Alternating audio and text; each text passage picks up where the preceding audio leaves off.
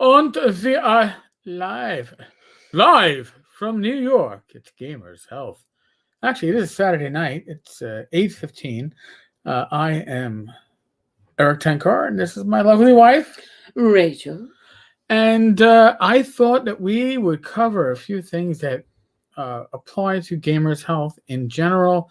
Maybe piqued our interest specifically this week. And I know with the description, I talked about prescriptions, and I thought I would touch on that initially before we kind of go a bit beyond that into the weeds. Um, I am on, for those of you who don't realize this yet, what I would call a verifiable shit ton of meds. Is that a good way to discuss it? It's enough, man. It's enough meds. Currently, I take 7 medications in the morning. I take another 3 at night, plus one more twice a day with meals.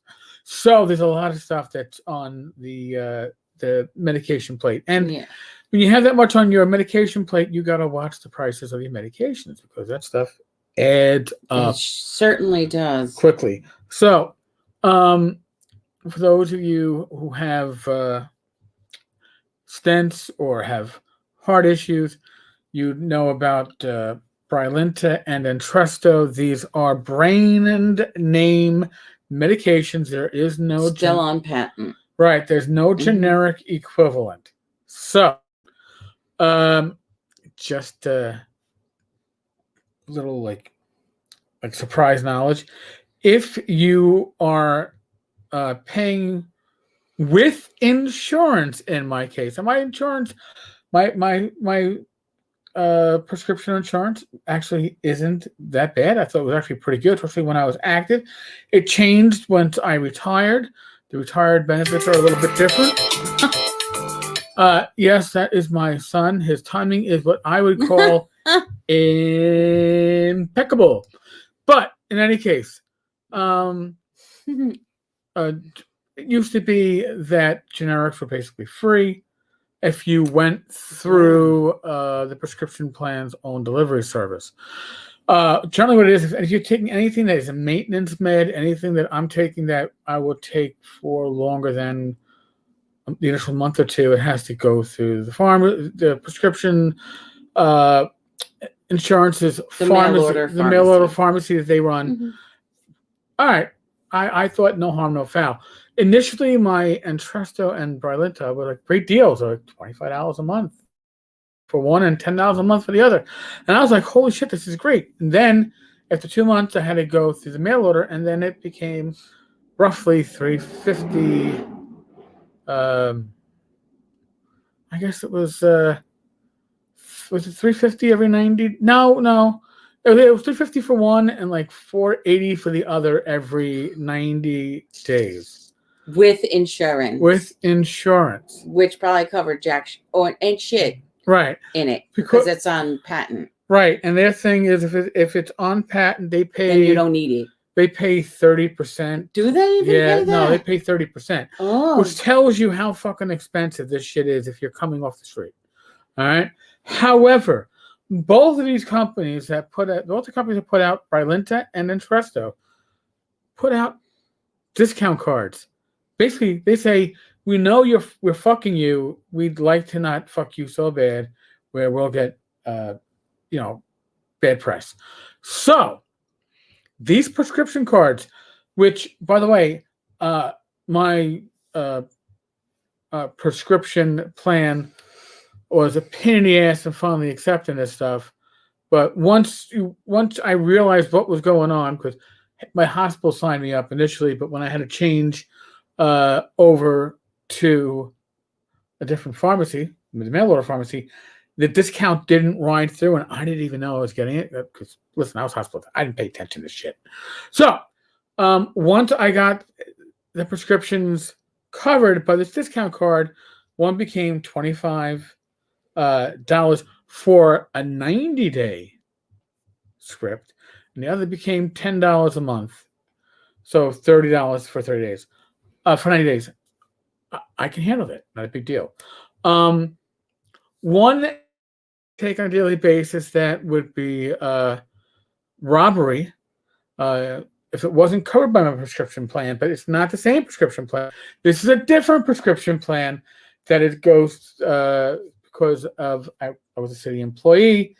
Since it's a diabetic medication, Jardiance is covered, and that becomes $35 for 90 days. Which is a different mail order pharmacy Right. that handles those yes, meds. That would be Express Scripts as opposed to Optum RX. So, there are certain medications, however, that I use a local New York City pharmacy. It's called Capsule. If you live in 4 out of the 5 boroughs, they won't step into Staten Island, not that I blame them.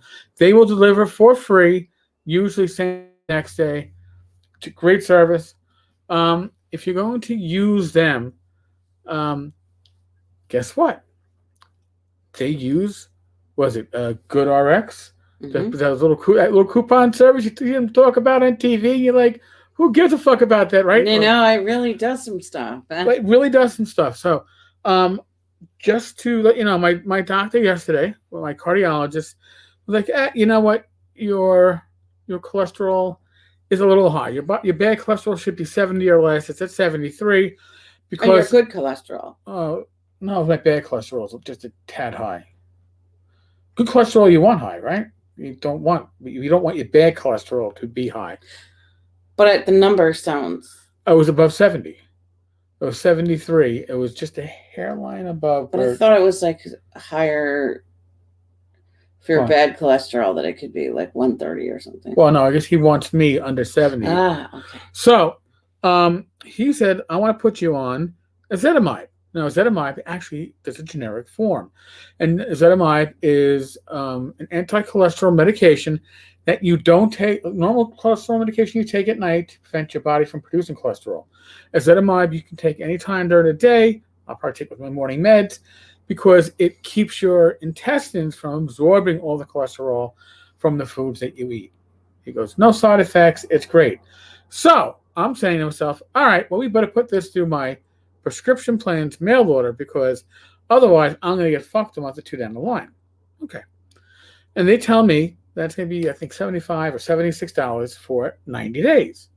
I'm like, all right, that's not horrible. I guess it could be a lot worse. It adds up, though. Like I said, when you're taking 10 different meds on a daily basis, these prescription prices do add up. So then I said, all right, well, let me look at now. I looked at the Optum RX website on this case, or their app, where they're showing me free delivery at $76. Okay. But if I went to my local pharmacy that's within plan, that first month would have been $23. I was like, shit, I'd actually be saving a couple of bucks, not a huge amount, but a couple of bucks. Why is it cheaper to go to my local pharmacy? Well, I'm going to do you one better. Good RX, I looked up ezetimibe, and my local capsule pharmacy would charge $13.38 a month using Good RX, or $40 for 90 days. But not only would Capsule charge that low amount, but ShopRite would charge that amount. Stop and Shop would charge that amount. Costco would charge a few others would charge more. So don't assume that just because you have a prescription plan, that your prescription plan's not going to be cheaper than plans that cost you nothing to sign up that's for. really foul. And that it literally blows my mind. And again, maybe it's not a huge deal if you're talking a prescription that, all right, it's antibiotics, you're going to take it for 14 days and you're over and done. Or, all right, you're taking some generic high blood pressure med, and maybe the difference is $1 or $2 a month. No big deal. When you're taking 10 different meds a day, okay, charge highway robbery prices, you have to actually accurately look. And I know when it comes time for me to refill this after those first 90 days, I'm going to refill with Capsule and allow them to deliver to me for free at half the fucking price. That to me blows my mind. So again, don't assume that just because you have a prescription plan, it's going to be cheaper than these other discount plans. And actually, Rach was surprised I was still using capsule for some of my meds. I'm like, the difference is minuscule in some cases for a prescription plan, or in this case, the difference is huge. The difference is that the non-prescription plan, the non-insurance plan, the one that any Joe off the street can just go onto a website and say, "Hey, here's my coupon," is cheaper than the plan that my union pays for. And that blows my mind. Simply does. Amazing. You would think that you're getting the best. You know what I mean? You would think you would just, hey. And I was pissed because like my stuff from them for the 2 meds was like, and I was like, what the hell? Because all my shit was free. Like, it's free from Express Scripts. Right. I get charged nothing. And then, that's for my endometriosis medicine and my Rasuvastatin, my cholesterol medication. Right. And then my thyroid medication and my high blood pressure medication come from Optum. And so those 2 are $30. And I'm like, I was annoyed because like I got spoiled that it was free for so many years. Right. And even when they placed me on this medication for my hypertension, they, it was still, you were able to go to the local pharmacy. And so the pharmacist said, oh, I know your insurance and they're not going to pay for you to have this extended release medication. So he said, you just tell your doctor to, don't give you the extended release and just give you, morning and night. And so I did. I was like, okay, sure. That way it's free. Right. And then just this year, they started to charge. Right. It took them for both of them. And like my levothyroxine, that was like maybe between $2 and $5 prior. Yeah. And now? I don't know what it is, but it all came to 30. Well, that's some bullshit. What the Metropolo, which I'm on also, I get the extended release, and I got news for you. I don't go through the prescription plan. I go through my pharmacy, local pharmacy, and I use the Good RX. And you know what? I'll probably look up the prices later, but I can be damn well sure I'm probably paying less, and I'm getting the extended release. You know what? And I might do that when I make the primary care appointment out by your cardiologist. Yep. So that way he can recommend me what he thinks is really the best. I mean, again, if you're talking a few bucks for a prescription that you're going to take for 14 days, you're going to take it for 30 days, and you're one and done, maybe it isn't that big a deal. Mm-hmm. All right, but when you're taking maintenance meds, when you are a walking pharmacy, you have to look at all this stuff and really do the math, and you just can't piss money away. Yeah. And yes, your prescription plan that you are paying for, or that your union is paying for, or you're getting it through your job, you know what? They're all looking to pinch pennies one way or the other, and they're not looking to pinch pennies in your favor. So just be aware, be cognizant of that fact. And I know I sound very entitled because it was like 3 months of medication for that $30. Right, but I don't know. I just feel like all these like insurance and like pharmacy things and all the tangled webs that they weave are sinister anyway.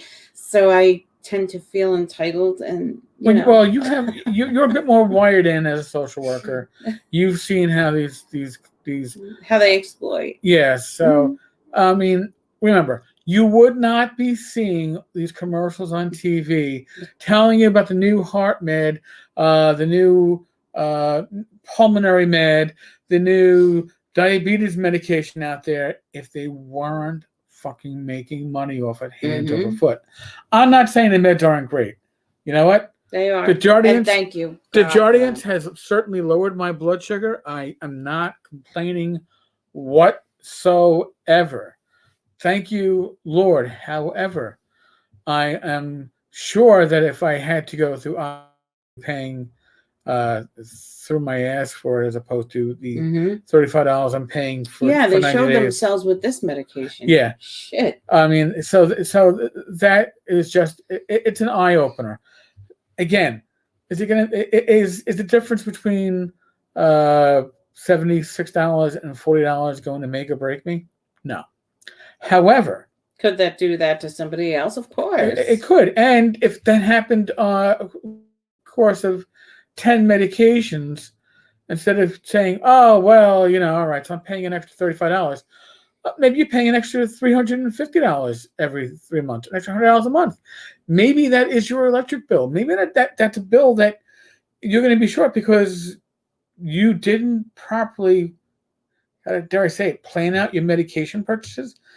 Listen, most of us, when it comes to like shopping for big ticket items, like, oh, I'm going to buy a TV set, I'm going to make sure I get the best deal for the best quality. That's fine. Medication, a lot of times we're like, oh, I need it, and I need it now.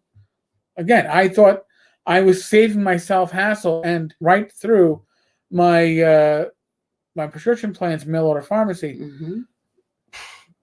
Certainly not doing me any favors by doing so. Yeah. So just, again, cover yourself. Ask questions. Especially if it's something that you don't need today or tomorrow. If I'd gotten this through capsule, I would have gotten it today, as opposed to sometime next week, right? And I would have saved money on it. Go figure. It still makes me mad that I even have to do it instead of just go to my local guy. Well, again, they're all trying to save money. Yes. And they all bill it as, we're doing you a favor. We're doing you a favor because we're going to mail it to your house. Well, first off, if I pick it up from my local, during COVID. But... Yeah. But if I pick it up from my local pharmacy, or my local pharmacy delivers it to me, guess what? It's in my hand. It doesn't get lost. I know we love our postal service, and I have no... I've had patients have medication lost with USPS. Yeah. It's been a disaster. So, I mean, and think about it. And some of the medications are not cheap. So if they get lost, I don't know, it would not be fun to get it replaced. Enough about me ranting about prescriptions. So today, Rach continued with her yoga training. And the topic was an interesting one. I listened in at times. So, Rach, why don't you touch upon that? Let's see. So it's about and let's see, like diversity and cultural appropriation, things like that. And listen, when I heard, what were you impacted by? When I heard cultural appropriation regarding yoga, I was like, all right. So this is, for the most part, okay, a bunch of, again, talking generalities. Generalities are not necessarily truthful to the exact number, but generalities here. We're going to say yoga, which is generally white women use. And that was what we were talking about. Right. That's a problem that it's so, but how is it a problem? That's still the perception. Well, because you want to have more than just white women. But that's fine. Getting together and doing yoga, I understand that. However, because it's for everybody. That's fine. And just like gaming is for everybody. And the perception that old school gaming is a bunch of old fucking white guys is, if you're going to make a generality, is it accurate? Yes. Now, does that mean that there aren't Black and Hispanics, that there aren't women, that there aren't transgenders? No, there certainly are. And they're not excluded. But is it overwhelmingly white males? The majority is. Yes. Will that change? The demographics change over the time? Certainly. It's starting, right? I mean, just like in yoga, it's starting. Like you see more people, bigger bodied yogis and,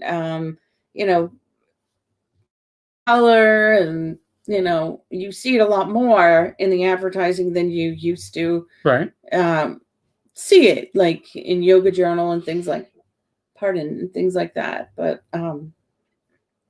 yeah.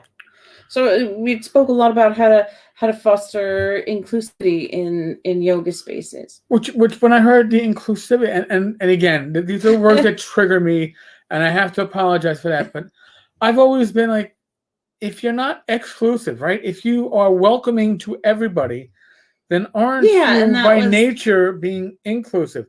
It's like I'll take anybody at my game table. I run a game at a convention. I'm happy to see people from different backgrounds, different nationalities, different colors, different genders. It's the spice of life. It's beautiful. Now, that being said, when I put together or I'm part of an ongoing campaign game that's built upon friendships that already established, so we don't go, oh, I need to add something that isn't already in this group because we have to be more inclusive. I've never thought about that either. They grow organically. I've never excluded, but I've never had to say, I need to grab somebody to fill a certain. See, for me, inclusivity, as it's been spoken about, and I know I'm delving into political shit, so forgive me, but it usually means you have to add X, Y, and Z, or else you're not inclusive. And it's like, but I'm not excluding X, Y, and Z. If they don't want to participate, or you know, or why do I need to like drag them in and beat them into a corner and tell them you have to be an old school gamer? You know, I want them to be there because they want to be there, not because I feel I need them to fill up a spot. Oh, of course. I'm sorry. That's always that's what gets under my. But you also creating a space where people can feel comfortable with difference. Yes. All right. I'll accept that through just taking down like any kind of physical barriers or other types of barriers, language barriers, and things like that. Okay. I mean, I'm not disagreeing with that. Yeah. And but again, generally speaking, when I hear inclusive, that you must bring people in to make your numbers look more inclusive. And it's like, I don't understand. If your yoga studio happens to somehow all be a bunch of fat Hispanic guys, right? For some reason, you get 6 overweight Hispanics and probably the one overweight white guy. That would be me. Then you go, well, then they're not inclusive because there are no. I'd be like, oh my god, great! We're but underserved population of men. Number one, and Spanish. Like all right, but bring them all in, great. But where's the representation of women, right? And now you're saying again, when things grow organically, as they grow, people are going to go where they feel comfortable. Yes, I mean, and like if something is like traditionally a white lady's space, sometimes the white ladies need to, do certain things to help people, to help, other people that are different to feel comfortable in their space. Well, it's like a hospitality. I agree. And you know what? And I think that by doing classes on the internet, by doing things on demand or on Zoom or via, I don't know, Discord or YouTube or Hangout, I think that you become more inclusive by the very nature of the media. Right, because you're kind of lowering, you're taking away barriers. Now, if you're offering yoga classes in a neighborhood that is overwhelmingly upper class white, I would guess you're going to get a larger number of white women showing up to the class, and you're going to get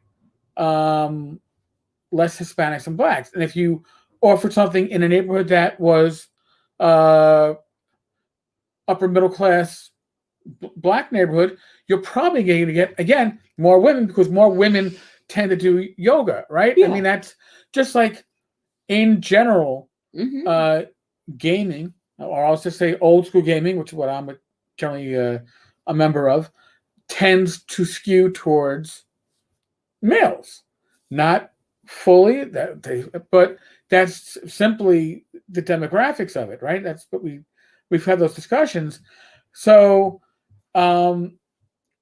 do I need to drag women kicking and screaming into it, or with the online? Again, online, women have no barriers to it now. You could easily have a community start to grow that is just old school gamers that are happen to identify as women, and I don't see a problem with that. It'd be awesome.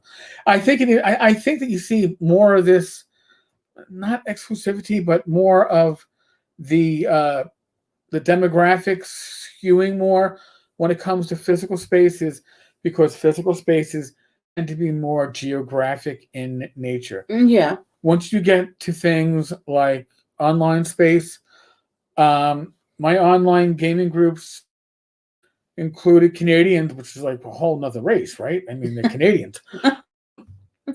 uh, Florida, Georgia, New York, Connecticut, Texas, Washington State. I already mentioned Canada. I think we had Nausea one time. So you can do this, and the ability to bring all these people in is amazing in these virtual spaces. But when you go to a convention, you're going to get people again. Here's the thing with physical space: it's not just location, but a lot of times, especially when it goes to a convention, it is a monetary issue too. So how do you lower the monetary barrier for people, even in yoga space?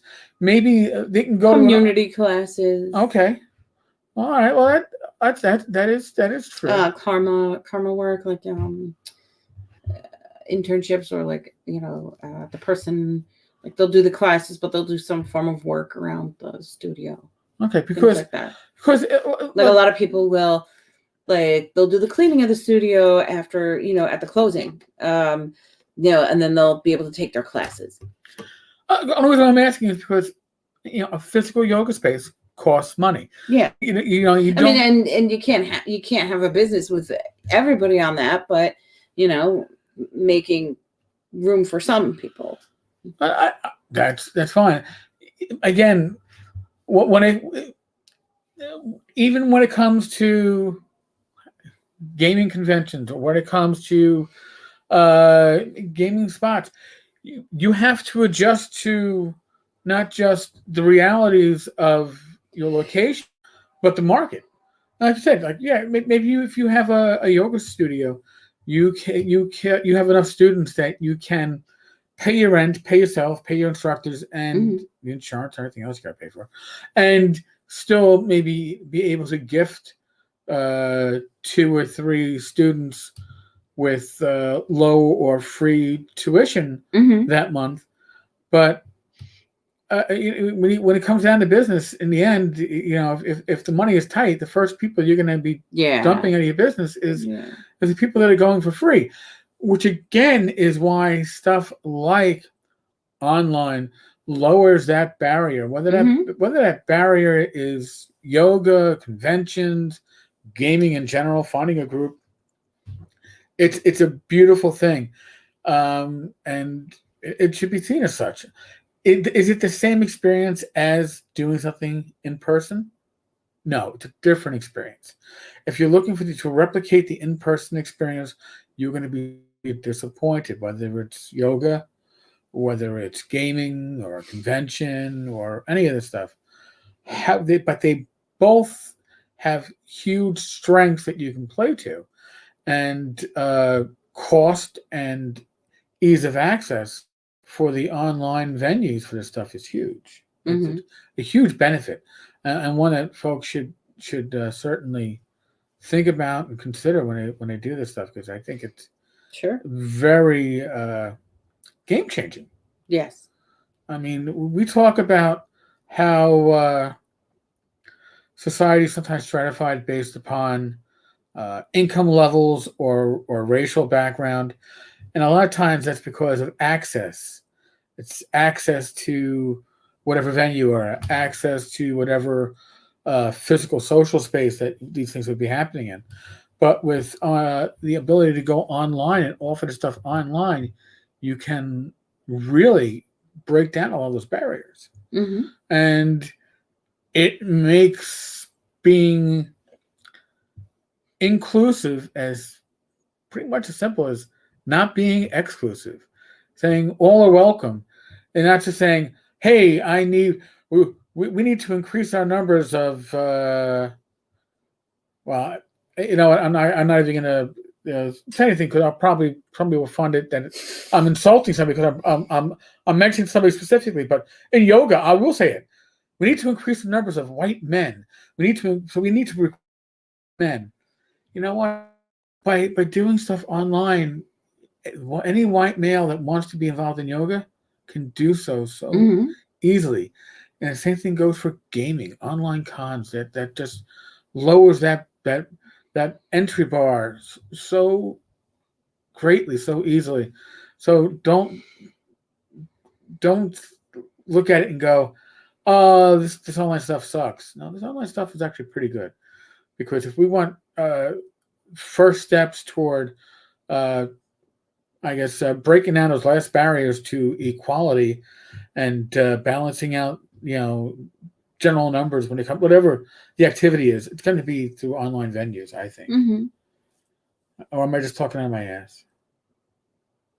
I think online, carries. Yeah, there's less like physical barriers to it.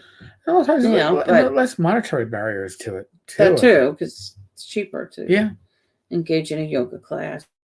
and less time constraints. You don't have the Travel, travel. yeah. It's all this stuff Hmm. that some of us take for granted. And again, I'm going to say this, And if you're in a bigger body or Mhm. you don't feel comfortable to show yourself, you can stay with your camera shot. Yeah, I mean, you can by doing stuff online, you can be quasi anonymous, right? Yeah. So things to think about when it comes to this, folks. It's you don't always realize. In some ways, COVID has been a blessing. I'm not saying uh, I'd want to repeat the year of 2020, but we certainly have learned the importance of things that you can now do online that you can replicate or you can simulate and come pretty close to offer something that in person might have uh, not have been as feasible at the monies that you're looking to charge or in because of the space because of the time. So look this way, later on this year, you know Rach has been talking about um, offering a regular yoga class for gamers, people of our community. And I'm not saying that I will participate. However, Yes, you will. if I do, I'll participate in this room, and Hmm. I'll have my own feed, and you can be in the yoga room. Hmm. And if you want to see how uh, out of shape fat fuck Tenkar with his shoulder that he can't lift beyond that. Hey, it's getting better. Yeah, well, that's thanks to my wife working on it every day. Um, all right. I will take one for the team. I will take one for the game. If I can listen, we've already heard from people like Tavern regular Laramie. That Laramie's looking forward to it. I believe Joe the lawyer in the past has done yoga, so you'll be surprised. You're giving them up. Yep, you'll be surprised at the people that might participate in such an offering. So if you are considering it, you will not be. And if you want entertainment value, I will participate. Entertainer. I would be the entertainer. I will do it. I will take one for the team. But yeah. So I think we've heard. Oh, and actually, I want to touch on one thing that you brought up there. Mm. That it takes five. Let me hand on the screen properly. 5 positive thoughts to overcome one negative. Right, to negate a negative thought or to Right. neutralize a negative thought. And you know what? It makes a lot of sense. So try to keep a positive attitude, folks. And it's not always easy. In high school, I was the one that used to have the saying, An optimist dies 1,000 deaths, the pessimist but one. But life sucks as a pessimist. So I'm a bit more of an optimist these days, folks, and it's a lot more pleasurable. All right. Listen, we've mentioned the evil word COVID.